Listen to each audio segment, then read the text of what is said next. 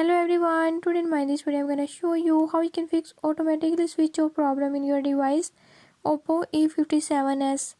In this device Oppo A57s, if you are worried about automatically switch off problem, I'll tell you a few tips and tricks that you can use to fix it. Before we move to the video, if you are new to my channel, don't forget to subscribe and press bell icon. Watch complete video and learn how you can fix it.